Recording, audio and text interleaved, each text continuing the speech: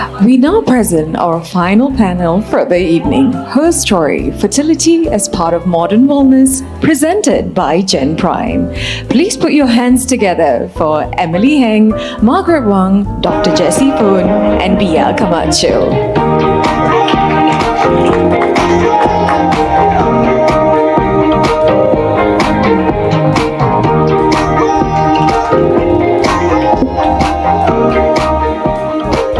Good afternoon, everyone. Thank you so much for being here. For those of you that don't know me, I'm Emily, the beauty editor at Vogue Singapore, and seated before me are some amazing women I can't wait to introduce you guys to. But before that, let's talk about why we're all seated here in the first place. Now, I think if you're seated here in this room, you probably have some sort of interest in bettering your own health and wellness. So, there are a lot of terms these days in the beauty sphere, whether that's health maxing or longevity. So there's a very clear interest that people are very much interested in expanding their health span. We do things like we invest in really pricey gym memberships. We do heat and contrast therapy. We actually go to therapy. So all these things that we do, but there's a really key component of our well-being that we're actually not considering and not looking at, and that's actually your fertility. So just a quick show of hands here, guys. Is there anyone here that is quite curious about knowing how to own and be more confident in their fertility, but are not sure where to start? Anybody? Oh, okay. That's a nice number. Okay, so from what we've observed, actually, most women kind of regard fertility as more of an afterthought rather than something that's instrumental for a good quality of life. So that's kind of the crux of this panel, which is to talk about everything you need to know, whether that's IVF or egg freezing or, even like hormonal imbalances. What do you need to know to really own and become confident in your fertility? So of course, to help us with that, we have an amazing panel of women, which I'm going to introduce you guys to. Okay, so first up, we have Margaret. So give it up for Margaret, guys. One round of applause. So Margaret is actually the founding CEO of Gen Prime as well as Rhea Fertility. She is all set to redefine the reproductive field by creating an environment that is rooted in empathy and excellence. Yep. And then next to her, we have Dr. Jessie. Give it up for Dr. Jessie, guys. So Dr. Jessie is actually the Senior Medical Director at Gen Prime, and she is also a MOH accredited IVF doctor. She has a lot of insights on the medical side of things, medical perspective. So if you have any questions later as well, guys, it's actually a QR code behind me, and you guys can just scan it and send your questions over. Give it up for Dr. Jessie. And last but not least, we have Bea Camacho with us. So Bea is actually a visual artist as well as the regional director for Southeast Asia at IDEO, which is a global design and innovation firm. She's also on the senior advisory panel for Gen Prime, and she brings to the table her own personal perspective on egg freezing as well as fertility. So give it up for Bea. Okay guys, so now that we're all here, maybe let's just get things going. So I wanted to open this up to all three of you actually. What is it or why is it do you guys think that women of these days, we're so proactive when it comes to our own health, but fertility is often left out of the equation? So what do you guys think? Why is this happening? Do you want me to start? I can start. Well, one, thank you all for staying and joining us this afternoon. It's really such a privilege to get to talk about this topic. We're really grateful to the Vogue team to get to be part of this today. So thank you. And how cool to get to be in this beautiful space talking about these topics. Your question around, I shared this recently also on a podcast with Rachel Lim. And, I think so much, especially for a woman, it's, for most of your life, you're like, don't get pregnant, right? I mean, how many people are like, don't get, my parents, right? No teenage pregnancies, don't do it, think about birth control. Then all of a sudden, you're in your late 20s or your 30s, and they're like, please go have a child, right? And I think because of that, there's a bit of, what do I even need to know? It's not talked about proactively, amongst, just even society, right? You don't openly talk about this yet with your friends. And so I think it's a topic that still unfortunately carries a bit of stigma. And so much of our work is actually bringing together communities to be able to open the conversation and say, hey, like, you know, we talked about this, right? You don't know what you don't know. And until somebody introduces the topic or gives an entryway for it, it's almost like, how do I even start to think about this? So I know, Margaret, that you've also gone on an egg freezing journey as well. So how did you reach that point? Like, how did you first come across this, and what made you think that this was something that was viable for you? Yeah, so maybe to close the loop on that close the loop there, I had come out of a long relationship in my early 30s. I was engaged actually for 2 years out of an 8-year relationship. And we were going to freeze embryos together, actually. So, you know, long-term relationship. And we thought we want to build a family. And a lot of our friends had talked about freezing embryos. We ended up breaking up during COVID. And then I thought, well, you know, in some which way, I just wanted to regain some sense of control over my life, my health, my options. And so ended up going back to the same doctor and talking to her about egg freezing and went through that round. Then when I moved here to Singapore 4 years ago, wanted to freeze a second round here as well. And I think that for me was, again, I moved here by myself. I don't know if any of you are single in the crowd, but you know, when you go look at apartments and you're by yourself, they're like, oh, it's just you. And I'm like, it's just me. And so, you know, it's, you know, you have to think about then, how do I think about building optionality for my own future while also building a life for me in a new place? And again, I came back to this idea of, I really want to, again, take control of this part of my fertility journey. Bea, was your experience something similar, or was it something completely different? Yeah, so I guess I started thinking about it also in my mid-30s. I had come out of an 8-year relationship when I was 34. And I think at that time when I was thinking about, you know, I guess I thought that maybe at that point in my life, I might actually be thinking about having kids, but having ended that relationship, then thought that I didn't know when it was going to be possible or when that would happen for me, that I would be in a place where I would be thinking about kids. So I did start thinking about egg freezing at that time. I think at that time I didn't have any friends who had done it, or close friends who had done it, and I didn't really have much information about what that journey would look like. So it was a lot of anxiety for me, I think, thinking about how to make that decision and how to start. So actually the first point was for me to talk to my GP about it. And I had did a test, found out that I had low AMH levels, and I think that also just triggered for me the urgency around doing it. And so I ended up freezing my first round when I was 37. Still had, you know, other relationships, but not a serious one where I was ready to have kids. So when I was turning 40, I also then thought about doing another cycle, ended up doing 3 other cycles when I was 40. When you mentioned that you felt a lot of anxiety surrounding this whole process, is actually something that I wanted to ask Dr. Jessie about, actually. You know, I'm sure you do a lot of fertility counseling on both ends of wherever, both on-call fertility clinic as well as at Gen Prime.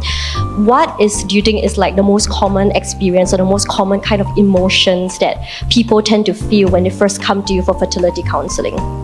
So actually, to me, when I do a first consult, it takes very long, whether it's a social egg freezing or IVF journey to conceive, or what we call on-call fertility preservation due to a certain reason. All of them feel the same. Okay, you are all anxious, you feel alone. A lot of these people do not dare to voice out to their family in first instance. So I do acknowledge and empathize with all this. I do encourage these people to so-called speak to their friends or get a confidant. Whether it's a family, it can be a boyfriend, it can be a girlfriend, it doesn't matter. If they know of somebody who has gone through such process or procedure, it's actually much easier to go through. So in actual fact, the whole journey, fertility, whether it's just for egg freezing or truly for conception, it is actually relatively low risk. But it's not easy in the sense that there will be some, mental burden. There will be a little bit of physical changes.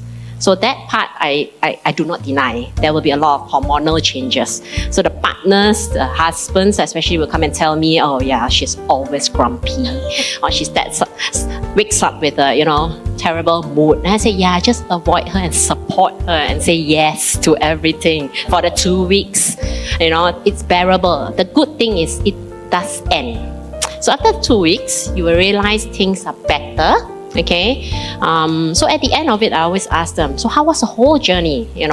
Actually, it's not as bad as I thought. Exactly. So some people do take it a little bit tougher, especially if they are a little bit more sensitive to certain hormones, or say, they suffer a little bit more from the bloating if you have excessive aches, for example.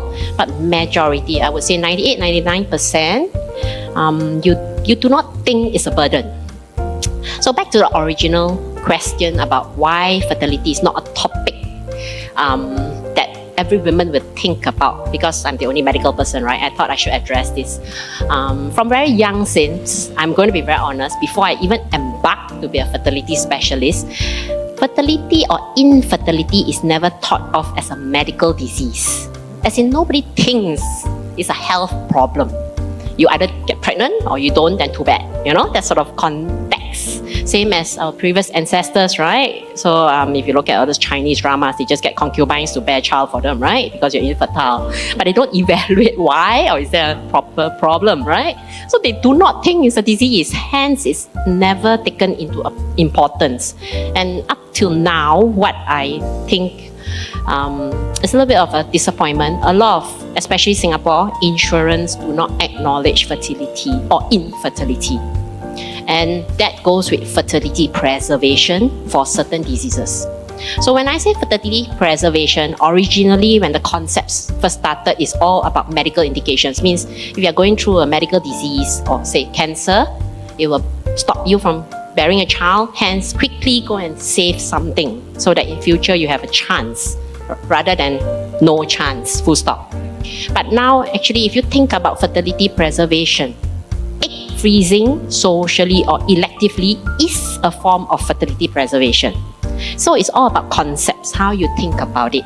I am preserving, but for future also, even though I do not have an issue or medical problem, and the only so-called,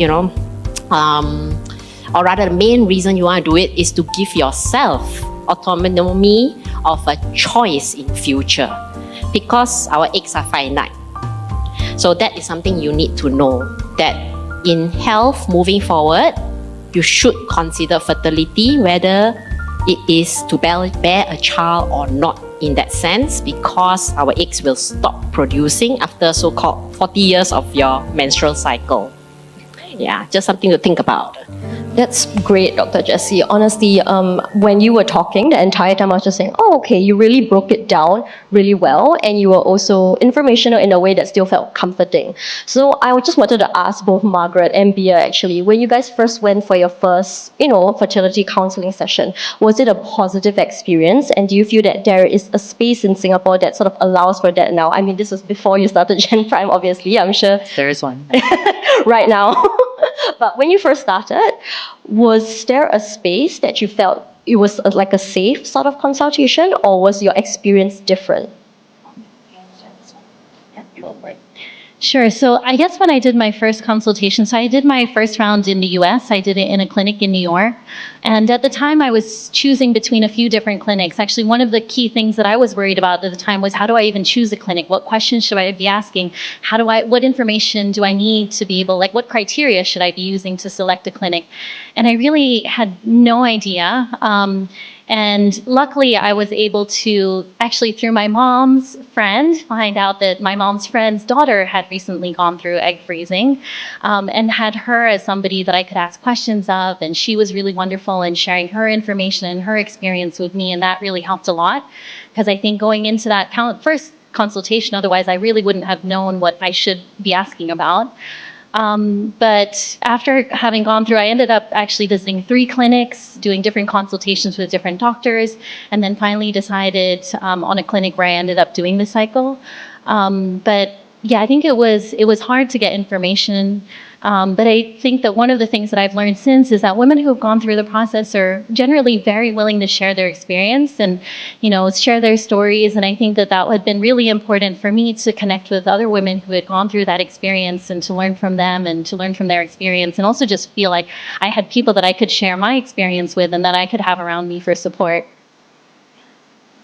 So I also did my first round in New York, and at the time, I had done it with two of my best friends from college and business school. And so this was pretty interesting because one friend, she had already gone through the rounds and she actually gave me a lot of advice. I feel like sometimes this type of knowledge, it's almost like tribal knowledge, right? It gets passed around like word of mouth. So she's like, Margaret, you should use an ice cube to freeze the area to reduce the swelling type thing, right? And, actually that shaped some of what we've now developed for Gen Prime. And we make this beautiful, it's actually a whiskey stone. It's in the shape of an egg and you put it in the freezer and you can actually use it to numb the area for injection. And, I think Jessie, Dr. Jessie had alluded to something that was important, which is it can be a very lonely experience. I mean, even though I had these friends, and it was so helpful to have had these friends who had gone through it because you could talk to each other for support. I mean, there were times when, and don't take this so dire, but honestly, there was one day I remember feeling it so viscerally. I was like, I am just a vessel for producing eggs right now. Like that's all I felt, because I'd given myself these injections day in, day out. At some point I was just like, my whole purpose right now is just to grow these and extract them. And I was like, what else do I feel like? I know I see some people laughing. It's, it's a wild thought, right? It's so much part of the female experience in that way too, I think. But then when actually our other best friend had gone through it, her then partner, who's now actually her husband, he was squeamish of needles. So actually I took a cab over to her apartment and I helped her mix her medications and helped her give her first hormone injection. I actually ended up doing that for my younger sister as well. And I think, this is, I don't think there's a more human experience than in some ways the desire to want to build a family or have children or in this way, right? And so working in the space of fertility, you just realize how in this age of technology, how human that is. And just to feel a little bit less alone, I think that's so much of also what we try to do too in terms of creating, honestly, communities like this, right? You're sitting in a room now with other people who are like fertility curious, right? Like whoever else is thinking about possibly going through this, right? You should ask us, as you see here, like the 3 of us, 4 of us, happy to be there for you. I really recommend, it really is something that to have a friend or to Bea's point, to have somebody who has done it before, just be that one hand holding you, it is helpful in that way. And so, yeah, during my first time, like going into the consult, I felt a little bit more prepared because for me, I had learned word of mouth about the clinic that I actually gone to. I do love that actually. I love that you did it with your friends. It kind of feels like this is the new thing. We shouldn't be doing sleepovers anymore, guys. We should be doing joint little IVF parties. And we can go for it. Yeah, and I think it'll be really fun. And I think it'll be really, we're doing something with our health and wellness. It's the same thing. Yeah, this is like the Botox party, but now it's going to be like the gonal F party or something. No more Botox parties, guys. Just IVF parties. We sit there, we inject ourselves with needles. I think it's great. I think there's really a market for this right now. But in that vein, what would you say was actually the most surprising thing we learned about the egg freezing process, or about yourself during the egg freezing process? Maybe Bea, you can start us off. Sure. I didn't realize how much I would be affected emotionally, actually. So there was one moment in my first egg freezing cycle where I went to the cinema to watch a film, and they were playing like those trailers that they put on before the movie starts. And this one was like an ad for the actual cinema, like people serving popcorn. And I was there crying. And I just didn't realize how much it was those hormones that I was injecting were going to affect me actually in terms of my emotional experience going through that cycle. And I just remember sitting there being like, oh my God, I'm crying at people serving popcorn. But I think that was one of the things that that was a big surprise for me. Yeah, I embarked on this journey in building what is today Gen Prime and Ray Fertility because my whole family is in medicine. They're all in healthcare in some way. I was supposed to be a doctor, but I pass out at blood. Like I'm very squeamish actually. And so actually going through the egg freezing journey and actually being somebody who I did my own injections. I injected myself 3 times a day. I did a second round recently actually at our Singapore clinic. I'm very proud to say my eggs are frozen at our clinic in Camden. So, I'm very incentivized to make sure that they're well preserved there. I don't know, after the cycle, I felt a sense of like strength. I don't know how to fully describe it, but I was like, I can't believe I just did that in some ways. You know, I'm like kind of like, to have gone through that physically and emotionally, and then also, and even to have made the choice to do that, for me, it was very empowering. That was a surprise. And I think, doing it the second time around, I ended up freezing, and I say this every time I have the opportunity to share. I froze 9 eggs when I was 33, 34. I just froze another 9. This year I'm 39. And, in Singapore, there is a proverbial like age cap for elective egg freezing, right? They say it should be 37 or under 38. However, actually, as I am, if you are over that age cap, you just apply for approval to be able to freeze your eggs. So that's actually, I don't think, often so known about. Your doctor can help you do that. And so I was surprised I froze another 9 this time, to be totally honest. I thought I would only freeze 3 or 4 this round because this is 5 years later. I am obviously older. And, to me, I had mentally prepared myself to only be able to freeze a few, and it was above my expectations in that way.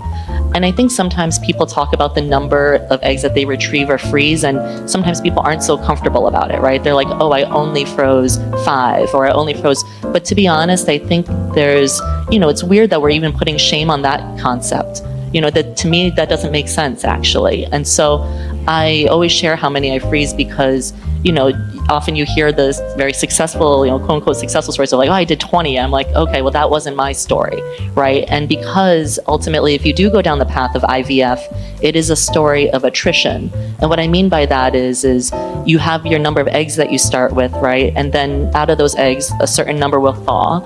Ideally, right, most of them will thaw, if not all.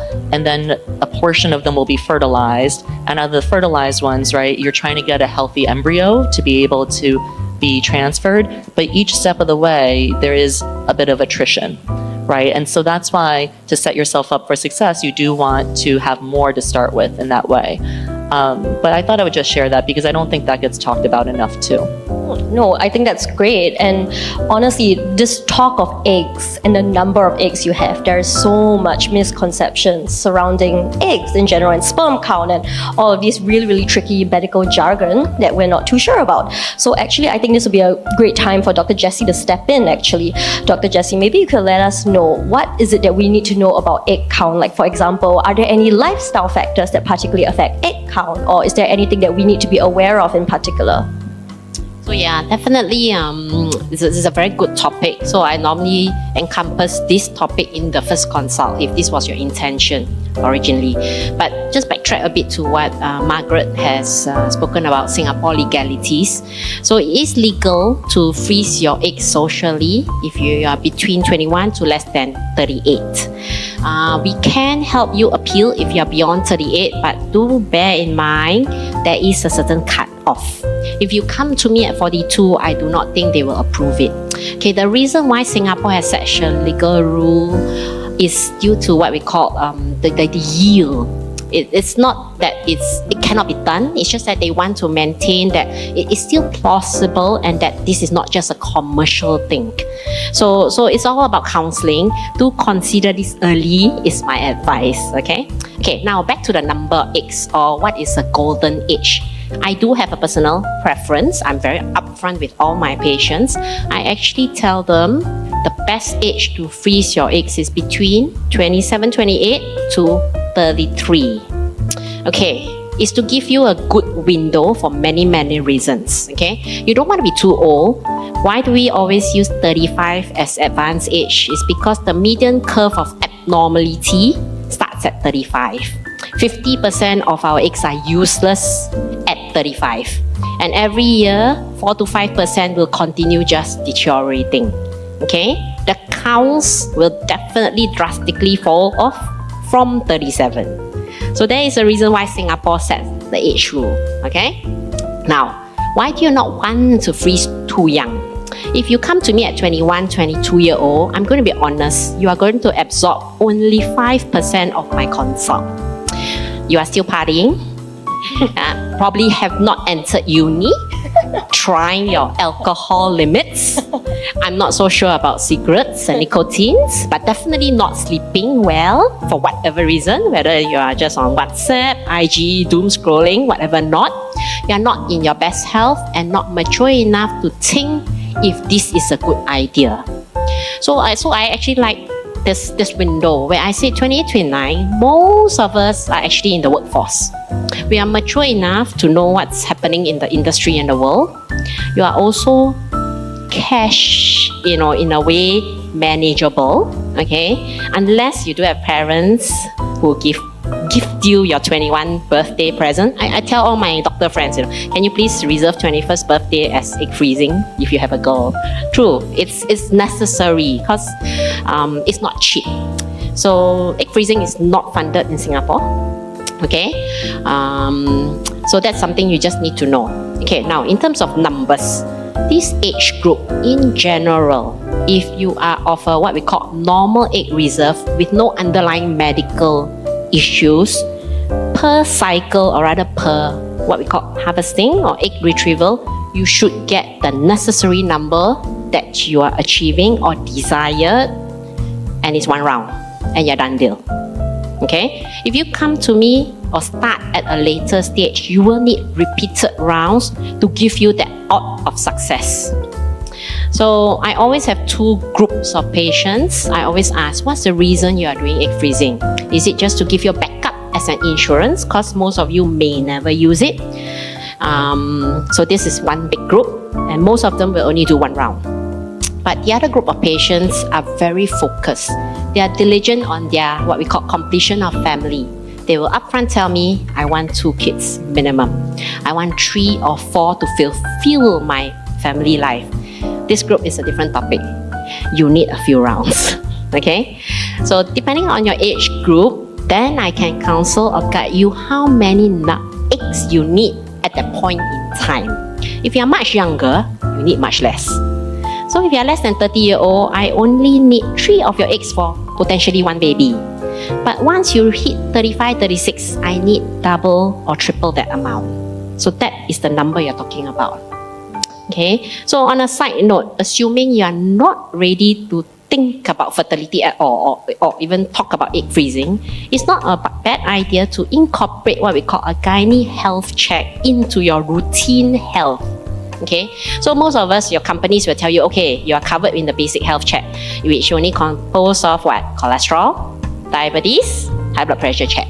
Because these are the 3 big things that health is the problem. Okay, but do think about things like getting a pelvic scan, or if you're interested to know your egg count, you can do a basic blood test called AMH. You don't have to start very early. I would say, 25 and under, you are very young. But say 27, 28, you may want to have an idea where you stand in comparison to general population. If you had started off a little bit lower than the average, then I would urge you to check that a little bit more regularly to give you an informed choice or decision to freeze a bit earlier. But if you come to me upfront, I tell you, you have lots of eggs at this age group, you can afford to wait 3 years, then it will reassure yourself that you don't have to act upon this so fast. So the question is really, do you even think about it on your own in the first instance? Yeah, actually, to Dr. Jessie's point, so one of my first female managers in the workforce, she had asked me if I'd ever gotten my follicles counted, right? And I was like, I haven't. And to me, that was pretty wild in my mind because, I went for my annual checkup, but never had I been curious about just even how many follicles were in each ovary. I would really recommend, if you're anyhow getting your annual checkup, it's a very easy scan. They're doing the scan anyway in some ways. Just ask your OB-GYN for the number of follicles in each.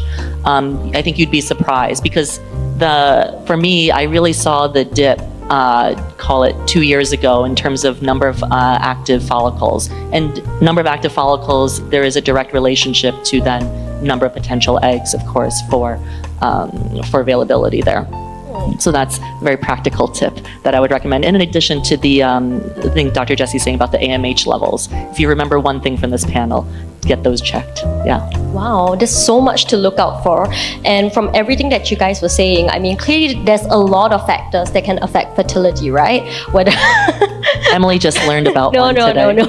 No, it's because Margaret and I were having an amazing conversation backstage, and she just told me a mind-blowing fact. And after she told it to me, I was like, I have to find a way to weave this into the panel. So I have found a way to weave this into the panel. You know, there's so many lifestyle factors, right? Obviously, that goes into affecting your fertility. So what are some that you think are worth mentioning, whether that's like weight management or whether, you know, it's like exercise or anything like that? What do you think are some of the key ones that people can take note of? Well, I think you mentioned two, which are, weight management, exercise, just, being fit. I mean, I'm looking around this room. I don't think that's an issue at all in this room. It's a self-identified group that's coming for a wellness day here at Vogue. I think you're all fine on that front. To Dr. Jessie's earlier point too, I mean, alcohol consumption, the requisite amount of sleep, those types of lifestyle factors also definitely affected too. I think also true for you, Bea, right? When I was going through my egg freezing cycle, I did restrict the amount of alcohol. Some people are very prudent about it and drink none at all. I still had a glass of wine here and there, but then otherwise pretty much like way less than I usually do. But the one that Emily is referencing, because it's also important that we think about male fertility just as important as female fertility, and it is the other part of the equation too, right? And so we were talking about sperm health, and I was saying how we had hosted this event a couple months ago, and Chatham House rules type thing, right? So people were asking pretty intimate personal questions, and there were men in the room and they were asking about, well, what could affect sperm quality? And we were very candid. We said, things like if your sperm is near heat source, actually that will affect the quality. So things like laptops on the crotch, like that will affect your sperm count. If you go into a hot tub regularly, especially right now with all these saunas, contrast therapies, things like that, like absolutely it can affect the quality of sperm health.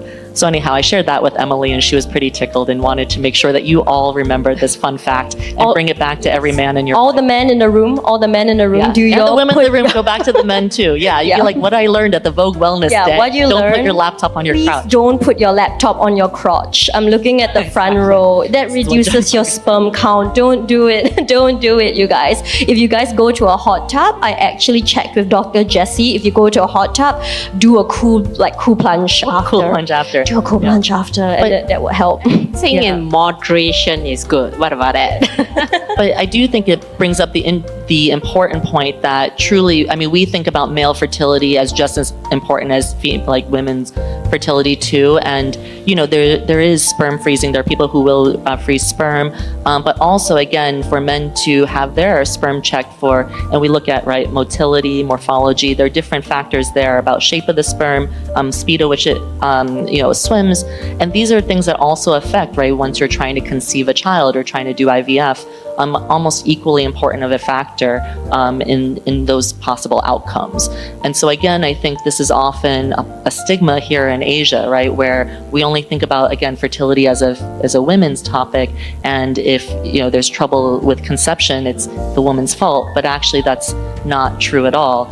We need both sides of that equation, and so that's something that we often talk about a lot too, which I think is very important. That was something that Margaret and I were discussing earlier as well. And like a potential panel topic could be men no less, but that's just a work in progress, guys. But on that note, both everybody here seems to have really good experiences with their fertility counseling, with having really good experiences finding out more about what they wanted to know about their fertility and their body. So let's say maybe for all our visitors here right now, what are some questions? What are some of the right questions to ask, would you say, when you first go for your first checkup?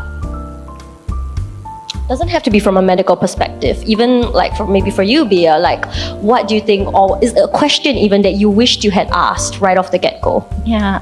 I mean, I think for me, when I was starting, one of the things was just really understanding what the experience was going to feel like and what the process would entail in terms of the monitoring, in terms of having to go in for scans and blood tests, and just to know what to expect so that I was going through the journey. I could kind of anticipate what are all the things that I would have to do. And I think one of the things, of course, all the things that Margaret and Dr. Jessie mentioned too, in terms of the things that you can do to actually put yourself in a better position to go through the fertility journey. So in terms of lifestyle and diet and things like alcohol or caffeine. So those were things that I was really curious about as well, in terms of what I could do to just improve my chances of being able to retrieve more eggs. So I think those were some of the things that I was asking when I first went through the process. But I think now that I've gone through the cycle, through a few cycles, it's also just, I think, one of the things that I've started to become more conscious of is kind of understanding what your options are, and especially at different age, the things that you should be thinking about. So as Dr. Jessie mentioned, I mean, the kinds of things that I'm thinking about now in my early 40s are very different than the things that I was thinking about when I was closer to my mid 30s. And so just being aware of those differences, I think, is also really important. Yeah, so our group, we're headquartered here in Singapore, and we built a clinic in Camden, and that's where Dr. Jessie leads our medical team. We also do have clinics in the broader region, and then so even there, the reason why we do that is actually because all of these different countries have different rules and regulations, right? So we're in Thailand, we're in Malaysia, we're in the Philippines, proudly in the Philippines, and we have one in Los Angeles. And for me, navigating, so one thing I didn't mention is when I first moved to Singapore and wanted to freeze my eggs here, at that time it was not legal, right? This is a very recent rule, right? Only in the past 2 years. I moved here 4 years ago. And so the doctor it did say that I was of geriatric age at the time. That is a term we definitely don't use here because it is not a friendly term for, I think, a patient. But also said that, I could get driven across the border to Johor. And at the time, again, I had just moved to Singapore. I was not familiar with the region and definitely not familiar with the cross-border care here. And I think, so much of what we focus on with Gen Prime is this concept of the global and local patient base, right? So for many of you based here, right, and you may consider, if you go down this path, seeking these services in Singapore.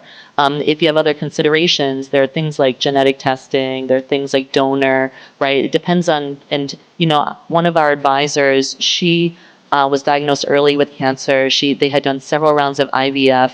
She could not conceive, and she then realized she could not carry. They had to seek out surrogacy options in the United States.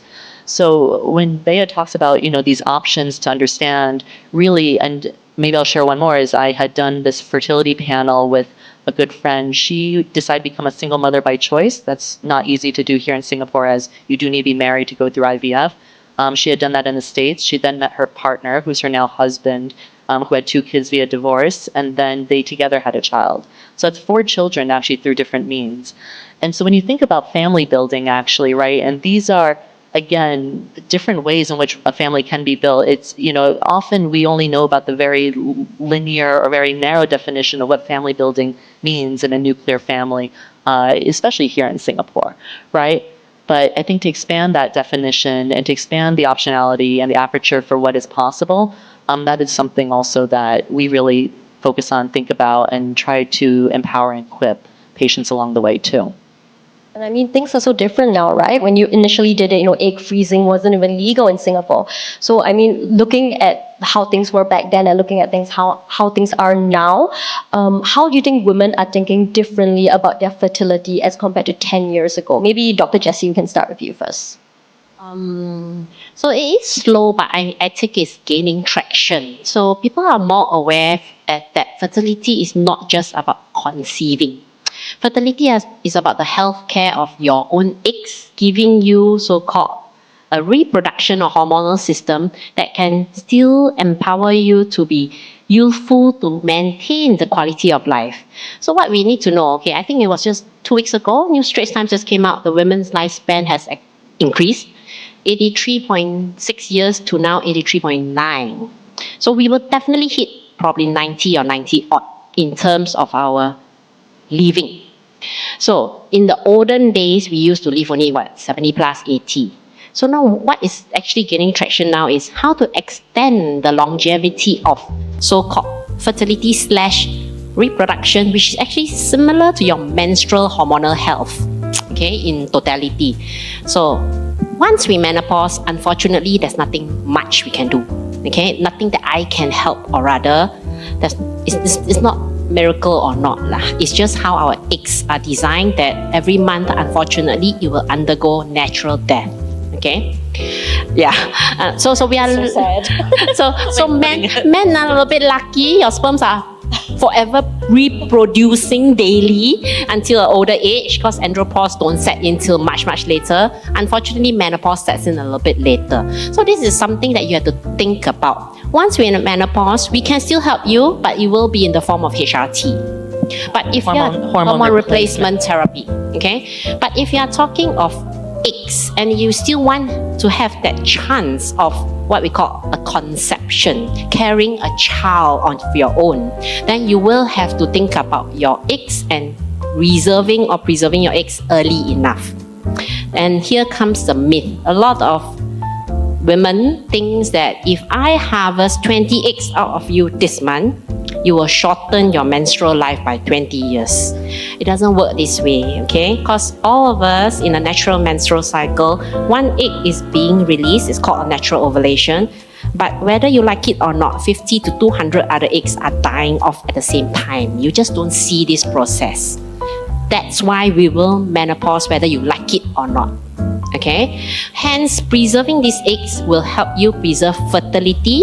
It may not help what we call your menstrual health, that we can help you in another way, but at least it gives you the chance to prolong or extend your so-called, family wishes at that point in life. Like Bea has mentioned, at different phases of our life, we will have different desires or different, focus and aims. In fact, the actual group that's giving birth more are above 40 now in Singapore. It's no longer the 30s to 39-year-olds. It is the 40 to 45. It has increased quite It's a global drastically. trend. That's a global trend. Yeah. So it is a decision that the whole world is heading, whether we like it or not. I'm not here to reverse this. It's just how can we help you? And we have to acknowledge we are getting healthier. As in, medical care is advancing. We bother to attend such things and see how we can improve our health, right? That's why we can extend our so-called reproduction life in that sense. Okay, Margaret, anything to add to that? No, I think the point around the intersection of longevity and reproductive health is really important, because we often talk about biological age versus your numerical age, right? And this is why fertility actually is such a personal thing, and being curious about your own, right, whether it's follicle count, AMH, the hormone levels, things like that. It is so specific to you and not just associated with, these are averages that we're sharing when we say numerical age, and what is true of that. I mean, my mother had me when she was 24, right? And my grandmother had her when she was 20, right? I'm this year 39, but to Jessie's point, I mean, we are living not just longer, but also longer, healthier lives, right? And Singapore is a blue zone 2.0. Have folks heard of that? Where it's actually a hotspot for longevity. People here are living even longer than the rest of the world. And so, I have so many friends, again, in my age group who are just thinking about now building families, having kids. And, again, here in Asia, some folks would think if you're in your late 30s or 40s, that's quote unquote too late. But actually, it's a rising trend globally where you see a lot of women and better prepared than ever, actually, to be building families at this age. And so I have many friends who have had kids younger too. I mean, they're very fit moms, and I'm also envious of that too, because I don't think my body will bounce back as quickly as that. We were just talking about that too, where the elasticity of your body will change. This was a unfun fact I learned today. But yeah, I think those are all, I guess, part of the reality that we, again, don't often talk about enough, but is the world that we live in. And it's an exciting time to be living in, I think. I think we've learned so much at this panel today, guys. Maybe to kind of close us off before we head straight into the Q&A, maybe every one of you could maybe just share just one thing you want everyone to take away from this panel. Bea, what would you say? I think one of the things that I wish I knew or I had thought about earlier was just to get really informed early.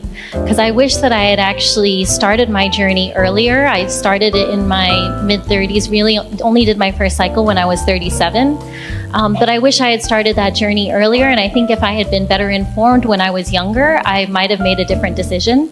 And so I think for me, I think just getting more information, just talking to people maybe who've gone through the process, understanding what their decision making was, their experience, talking to, going to see a doctor, having the checks that Dr. Jessie mentioned and Margaret in terms of the follicle counts, but just as much information as you can arm yourself with to empower yourself to make better decisions. Yeah, so I definitely echo what Bea mentioned. One point that I would probably like to, advise everybody is do not take your menstrual cycle for granted. So if you think it's a little bit out of sync, don't think that no menses is normal. It's actually not normal. Of course, rule out pregnancy. That's very basic, I hope. But if it's not pregnancy related, I really urge you to see a gynecologist. Get it checked if there's something underlying as the reason. I do notice a trend apart from older conceptions and all. Actually, there are more young girls who have lower egg reserves nowadays. I can't explain it, meaning after a bunch of investigations, there's no reason. So I have to term it unexplained. I don't know, is it our food, our diet? One thing I can tell you is compared to our mothers or grandmothers, we are definitely flying more. I don't know if it's the radiation, even though it's meant to be negligible, but definitely our lifestyle is different from our ancestors. So you may want to get it checked. If you think your menses is not quite normal, just do one check. Maybe if it's all normal, every 4 to 5 years once is good enough. Yeah, or even environmental factors too, right? If I had one thing, it's probably that you're not going through this alone. You should feel free to reach out to me directly. You can feel free to reach out to anybody on my team. To be honest, again, I love talking about this stuff, as you can tell. This is something that if you're at all curious or at all interested, honestly, reach out in any which way. You can find me on LinkedIn, through our Instagram, and I'm happy to be helpful, honestly, in any way, and it'll be super confidential. I feel really lucky to get to do this work. A lot of my own friends have gone through our own clinic and the experience with us, and it's to me, this is the most meaningful thing I could be doing with my life. And so be happy to help if anybody here is curious. And so that's me putting myself out there too. And we can do it over anything you want, like coffee or a drink or paddle, whatever you'd like. Yeah. Yeah, there's a nice paddle call upstairs if you want to. You can pull Margaret aside. Okay, that's a joke, guys. But thank you so much, ladies. This was amazing. We actually have some questions from the audience, actually. So, okay, the first one for Dr. Jessie, actually. If you've experienced, and I apologize if I'm pronouncing this wrong because it's clearly a medical condition. If you've experienced amenorrhea, how does that impact your fertility outcome and egg freezing outcome? It's spelled amenorrhea. Amenorrhea. Yeah, I think so. Okay. Yeah. Okay. Yeah, I need to define amenorrhea. Please define it. Okay, amenorrhea just means no menses. Okay, absence of menses. We always split it into two different types. One is called primary, the other one is secondary. So you really need to understand which group you belong. Primary just means you never had menses in your life. You would have known this from child. Your mother would tell you. Okay, because it's a childhood problem. We are expected to have our menses latest by age 16. Okay, so we would have known from day one what is the reason. But if you are talking about secondary amenorrhea, so this was my take-home message. If you have delayed menses or menses that do not come frequently, please get it checked.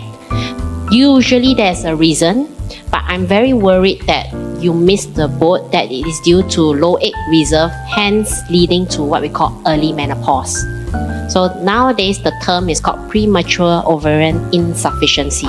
Means your egg count is just so poor and low that eventually you just don't have menses and you will never get to resume in terms of your egg function. But if there is an underlying reason, there are actually medical explanations. One common medical reason would be you may have what we call polycystic ovaries, just leading to what we call hormonal imbalances within your body, not generating ovulation. It's actually easily treatable. Okay, or common medical problems like thyroid, severe illnesses. Okay, during the COVID saga, I had influx of patients telling me why is my menses all over and it doesn't come. It was due to COVID or the vaccine. Any autoimmune diseases can also affect our menstruation pattern, but it must recover. Okay, what's the impact of amenorrhea? If you don't belong to the group where it will lead you to what we call early ovarian insufficiency, usually it's fine, but you need to menstruate every 3 months at the minimum for the health of your womb. Okay, so do see somebody or seek care from a gynecologist if you do not have menstruation for more than 2 months or 3 months. Okay, another question from the audience. They said, if I'm interested in IVF, for instance, what are at least 3 things I have to be aware of before I embark on my IVF journey? Okay, so generally, when we talk about IVF, in vitro fertilization, in layman is test tube baby, actually it's synonymous to wanting to get pregnant. Okay, it's not just about freezing your eggs. It's a different concept. Freezing eggs actually is half the first portion of a standard IVF. IVF actually means you collect your eggs, but you will want to fertilize these eggs and create embryos, which is the earliest potential baby or pregnancy. So when you are talking of a standard IVF journey, it is always a couple's journey. So apart from the female being well, I want the male to be well. So eggs and sperm health is all about your health. Okay, so maintain good weight, regular exercise for what we call hormonal balance, and the metabolism will improve. Of course, no smoking, because we know that cigarette effect or nicotine effects is bad for cells in general, not only sperms or eggs. Okay, and of course alcohol is fine, but in moderation. I always advise no binge drinking, okay, when you're going through the process. And any sort of changes that you want to make, it should be at least 2.5 to 3 months, because a cycle of development of good mature eggs or good sperms takes almost 3 months. So for women, obviously, if you're trying, it's good practice to be up to date with, say, daily folic acid. It's good for your baby if you conceive at any point in time. Vitamin D, a lot of Singaporeans do not like the sun, okay, even though we are in a sunny country. So me personally, because I work in an office environment 8 to 5, right, I don't see the sunlight, right, I actually take vitamin D. I'm very deficient. I didn't realize this until age 42, okay, so now I take a very high dose vitamin D 2 weekly to replace myself. Vitamin D for women especially, you will realize after 40, if you are lacking of it, first thing that goes is your hair, second thing is your nails, then your gums. Okay, don't talk about baby yet. Baby, it will actually affect what we call implantation. So I always check my patients for vitamin D levels. So these are just some simple tips. Yeah, maybe I would just add on to that, where if you are considering IVF for conceiving and having children, one important thing to look for in a clinic is the quality of the laboratory. So when we're talking about the fertilization of the egg with sperm, we're talking about the work of an embryologist. And, those, embryologists and labs are, the quality can vary. And it's almost, if not more important, just as important as the doctor in that journey. And so always ask about the laboratory that doctor is using. For us, we have it in-house, so it's end-to-end. It's all part of the same group. But some of them are third-party. And so to know which lab they're using, the quality of that lab, the track record, is equally important to ask about for IVF. Thank you so much, guys. One last question to wrap everything up. Both for Margaret as well as Bea said, thank you so much for sharing your egg freezing journey. I learned a lot today. Could you maybe tell us about the biggest challenge you faced during your entire journey and how you overcome it? Bea, maybe you want to go first? Yeah, sure. I guess In terms of the biggest challenge throughout the journey, so I guess one of the things that I mentioned was the emotional experience of going through that, but I think one of the things that helped me was just knowing that that's normal. So, you know, that everyone goes through that, and it's part of the process, and just knowing that it's normal and it's not just you, I think helped me a lot. I think one of the other things was I happened to be afraid of needles, and that was really hard for me to think about, like, injecting myself on a regular basis during the journey. It was lucky the first time that I did it, I had my sister-in-law who actually helped me do the injections.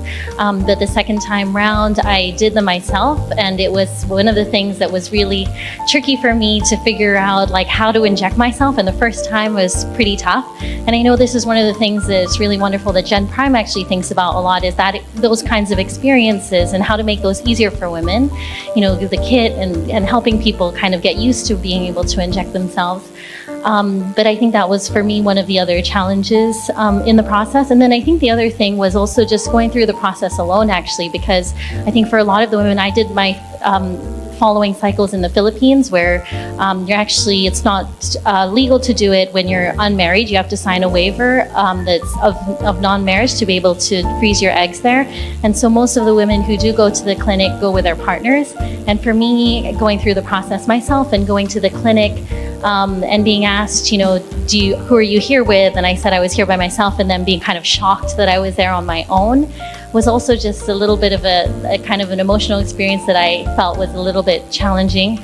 But I think, again, knowing that you're not alone, as Margaret said, and also that there are many women who go through this process like that. And I think having support from friends and other women, I think, is really important. So as much as you can connect with women who've done that or are thinking to do that, and again, have friends around you who you can kind of go through this journey with, even if you're not actually doing it together, but emotionally, I think it's really important. So, yeah.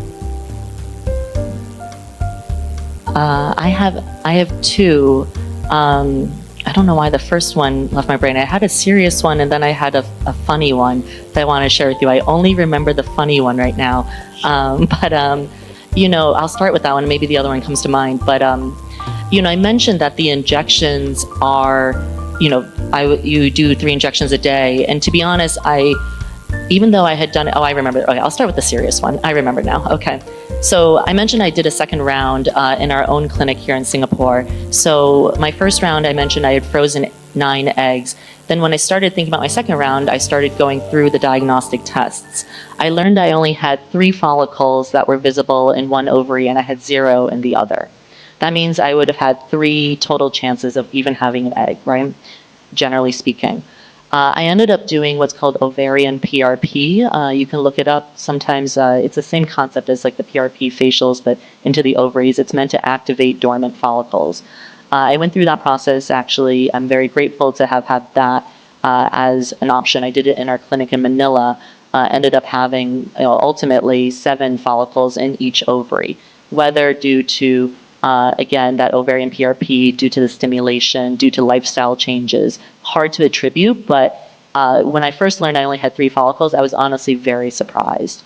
I'd been a little bit cavalier about it because I thought, this is my second round, I've done it before. You know, I own these clinics, I can just do it, no problem. And then when Dr. Stephen came back with the scans, I was like, oh, like I couldn't believe it. You know, you're kind of looking at your own ovaries and the number of follicles up there, and you're like, are you sure there's not one? I felt like I saw one. Nope, that's not it.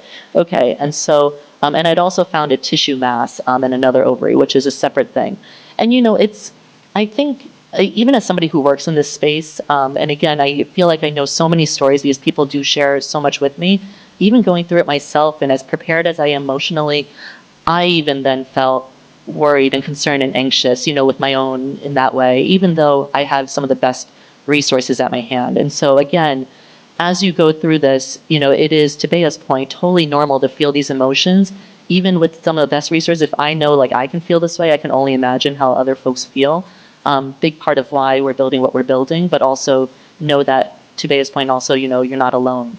The second one, which was a little bit of more of a funny one, was because I was doing these injections and I did have bruising, I was also dating at the time. And this is a thing I don't think I've ever heard anybody talk about, which is, again, if you're dating, you know, and you're like, what does my belly look like during this process? I was like, I can't wear any of my outfits. I don't look cute. I don't feel cute. But it's like I still have to go out on this like dinner thing. And I was like, I was really that for me was very hard. Again, it sounds so silly, but I was just like, during those 3 weeks, I went through what's called a long cycle. During those 3 weeks, I didn't feel attractive. I didn't feel cute. And, but I was doing this thing I really wanted to do while also trying to maintain, some semblance of a lifestyle that, I could have. And so just a heads up there too. Again, totally normal. I didn't even have that much bloating, but the bruising, and I was like, you look at your clothes and I'm like, I don't want to wear any of these. And so, I don't know, I thought that for me was actually quite hard. This is the first time I'm sharing that actually. And so that's, it's like, I didn't want anybody to see my belly. It was weird. I didn't like that. So anyhow, one serious one and one, I guess not so funny for this audience. Nobody's laughing. No. Thank you for sharing. Yeah. I'm gonna pitch this to the fashion features team actually. I think we should do an article on what to wear when you're doing your egg freezing, how to look cute. We can do a whole piece on it. I think it's fully possible. A-line dresses. Yeah, a lot of flowy. I'm so happy we're in Singapore. Just like a lot of flowy clothes all the time. Lots of here. fabric. But yeah, thank you so much for this amazing conversation, guys. Thank you so much for being here. And thank you, everyone. I think this concludes our panel. If you guys have any other quick questions, and if our panelists are still hanging around, please feel free to approach them and ask them any questions you have. Thank you so much, and thank you for being here.